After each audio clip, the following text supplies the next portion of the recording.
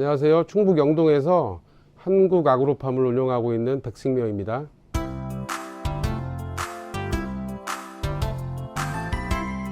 여기 지역은 충북 제일 아랫지역 영동군인데 제일 많이 재배가 되고 있는 과일은 포도, 복숭아, 감, 사과, 그 다음에 뭐 고추 정도. 주로 거의 90% 이상이 과수 지역입니다. 주로 이제 포도 품종 중에서 제일 많이 있는 거는 샤인머스켓인데, 전에는 캠벨이 제일 많았다가 한 5년 전부터 샤인이 가격적인 부분도 괜찮고 하면서 하우스나 비가림 쪽은 거의 뭐 99%라고 해도 과언이 아닐 정도로 많이 있는 정도고요. 노지는 지금 캠벨이 있지만은 그래도 아직까지는 샤인머스켓이 가장 주를 이루고 있습니다.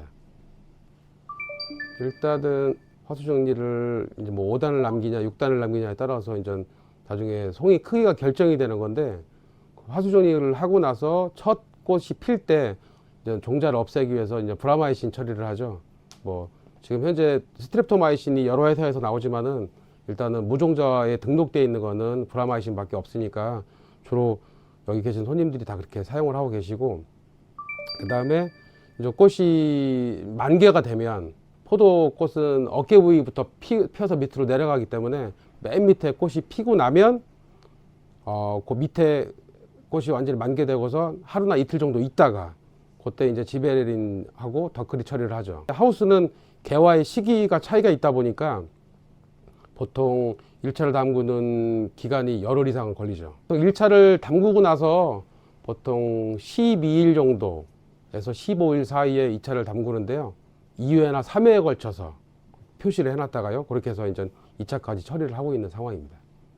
16리터의 덧크리 한 봉하고 제베레린 알 8알을 넣어가지고 이제 사용을 하고 계신데, 어린 나무들은 창립이 좀 덜 될 위험이 있는 분들은 조금 더 세게 담그는 경우도 있고, 아니면 5년생이 넘어가서 일단은 덧크리를 담그면은 송이가 약간 뻐들뻐들했다가 한 일주 정도 있으면 풀리거든요.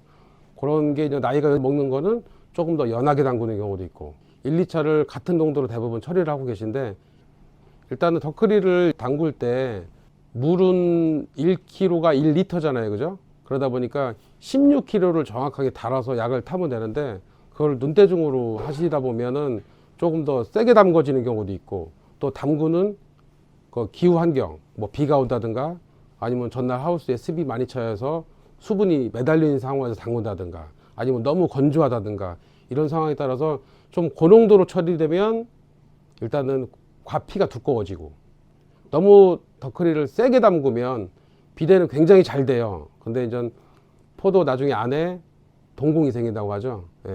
내용물이 꽉 안 차서 만져보면 울먹울먹 이렇게 되는 그런 상황도 있고, 그 다음에 너무 알을 크게 키우면 알속기를 더 많이 해야 되고, 후기에 이제 당도 올리는데 문제가 되니까 적당한 농도로 1, 2차를 처리를 하셔야 되고, 알속기도 봉지를 딱 뺏겼을 때 칼로 깎은 것처럼 그대로 나와야 돼요. 송이가 하나가 튀어나와도 안 되고 들어가도 안 되고, 그래서 알속기 기술도 굉장히 중요합니다. 하우스 안에서 제일 문제가 되는 거는 현재 바이러스예요. 하우스하고 비가림을 비교해 봤을 때 비가림은 바이러스가 별로 없어요. 주로 조기 강원하는 하우스에서 이제 많이 발생을 하는데, 뿌리를 파보면 바이러스가 출몰하는 그런 그 나무들 같은 경우에는 하얀 뿌리가 거의 없어요. 그러니까 발근이 이루어지지 않는다는 게 문제고, 그게 이제 원인이 수분, 그 다음에 저희가 이씨 측정기로 측정을 해보면은 이씨가 굉장히 높은 염기가 많은 토양들, 그러다 보니까 기존에 축분들 많이 했던 토양, 그 다음에 비료를 좀 과하게 썼던 토양들, 그런 데들이 작황이 상당히 안 좋은 편이죠. 그래서 자꾸 토양경제를 써서 그거를 개선해가면서 농사를 져가고 있는 실정인데, 작년하고 올해 좀 비교를 해보면 작년에는 비료도 좀 많이 먹이고 이런 식으로 해왔거든요. 근데 올해는 수분을 자꾸 말려요. 수분을 자꾸 말려서 전복묘 뿌리가 스스로 활착을 할 수 있게 그런 환경을 많이 만들어 주다 보니까 작년보다는 바이러스가 훨씬 덜한 상황이에요. 그래서 사질토, 수분이 밖으로 배출이 많이 되는 토양에서 오히려 샤인이 생육 상태가 더 원활해요. 그다음에 노균 같은 경우에는 노지 비가림 쪽에서 문제가 되는 건 노균병이 제일 심하고요.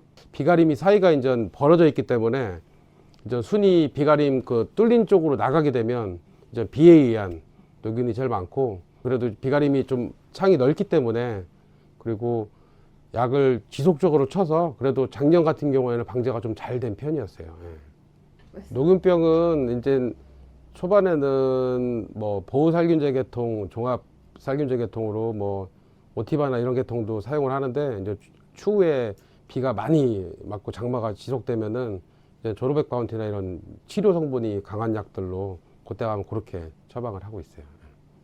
수정이 되기 전하고 수정이 되고 나서 총체벌레 피해가 조금씩 있고요. 그 다음에 뭐 장님노린재 피해는 캠벨에는 많은데 샤인에는 그렇게 심각한 상황은 아니고요. 제일 문제가 되는 거는 뭐니 해도 응애. 예. 지금 신제품들이 계속 나오고는 있는데, 워낙 그 샤인머스켓 이파리 뒷면이 섬유질이 많기 때문에 약이 잘 안 묻어요. 그렇게 되다 보니까 신제품이 나와도 방제가가 떨어진다. 그래서 계속 약을 지속적으로 쳐서 밀도 줄이기 싸움을 계속 하고 있는 그런 실정입니다. 예.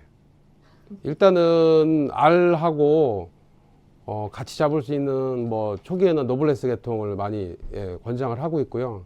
그 다음에 뭐 신규 약제들 나온 거를 후반에 아니면은 봉지 싸고 그렇게 처방을 하고 있는 실정입니다. 1차 잠그고 나서 일단은 방제를 하고요.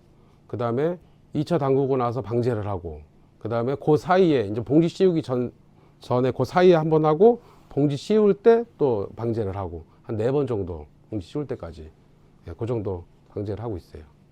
1차 끝날 때부터 곰팡이 약하고 탄저병 약하고, 그 다음에 깍지벌레약, 그 다음에 응애약이 같이 들어가 줘야 되고, 일단은 우리가 보통 알기로는 그 잎에서만 탄소도가장 이용을 해서 광합성을 한다고 알고 있는데, 알 자체도 광합성을 한다 그래서 오히려 봉지를 너무 일찍 사면 후기에 가면 비대가 좀 덜 되는 경우가 있어요. 그래서 최대한 천천히. 근데 그 검은색 그 캠벨 같은 경우에는 봉지를 일찍 사고 늦게 사고가 크게 관련이 없어요. 왜냐하면은 약을 쳐도 색을 입는 포도이기 때문에 잘 표시가 안 되는데, 샤인은 약을 잘못 치면 허옇게 묻는 경우가 있거든요. 그래서 그 소비자들을 그 소비하고도 관련이 있기 때문에 최대한 묻지 않는 약을 가지고서 처리를 해서 최대한 봉지를 늦게 씌우는 게 상품성에 훨씬 더 도움이 많이 됩니다.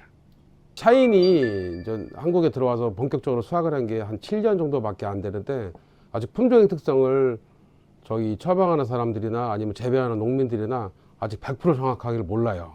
샤인은 아까 말씀드린 바이러스 문제도 굉장히 많아서 실제로 막 한 밭을 다 뽑아내고 다시 심는 경우도 있고, 그러다 보면은 또 2, 3년이 그냥 흘러가는 경우도 있고, 그 다음에 노지 비가림 같은 경우에는 또 냉해를 또 많이 입어요. 그래서 나무 자체가 죽는 경우도 있고, 또 어떤 분들은 휴면병이라 그래가지고 순이 한 뼘 정도 나올 때까지는 이제 가지에 있는 저장양분 통해서 나오거든요. 근데 그 이후로 뿌리에서 먹어 올려서 이제 키워야 되는데 그 이후로 못 커서 이제 골아서 떨어지는 그런 병들도 많이 있고, 특별히 뭐 동해가 예전에 캠벨보다 심하지는 않은데 그래도 그런 생리장애가 많고, 또 미량 요소 공급이 원활하게 이루어져야 작물이 이제 알이 좀 커지고 뭐 하는데 문제가 없는데, 그 수정이 되고 나서 그 양분 이동이 원활히 안 돼서 알이 탈립되는 현상도, 근데 그 원인도 아직 100%는 정확하게 규명은 안 되고 있어요. 사진 찍어줬어요? 노지고. 이 사이 아무것도 안 막은 거죠? 응. 확실히 빠르네 진짜. 빨라요? 여기는 뭐 이제 요만큼. 근데 수세는 그런 대로 괜찮게 나왔어.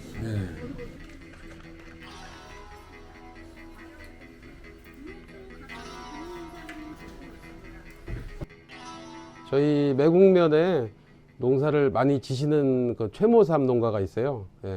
유튜브에도 여러 군데 많이 나와서 전국적으로 유명하신 분인데, 일단은 저희하고 잘 교류를 해가지고 지금 농사를 짓고 계시니까 실제 저희가 처방하는 게 밭에서 어떤 모습으로 보이는지 가서 한번 같이 한번 보시죠.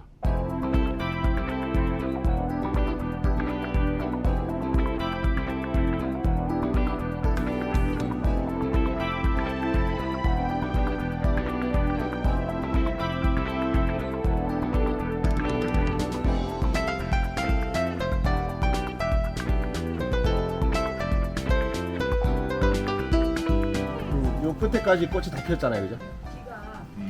예, 요 끝에까지 맨 끝에까지 다 폈죠. 포도가 다 됐죠. 요게 1차 처리 적기예요. 요거는 요 끝에가 지금 꽃이 덜 폈죠. 여기까지만 폈죠. 여기까지만 피고 여기서부터는 덜 폈죠. 여기 다 필 때까지 기다려야 돼요.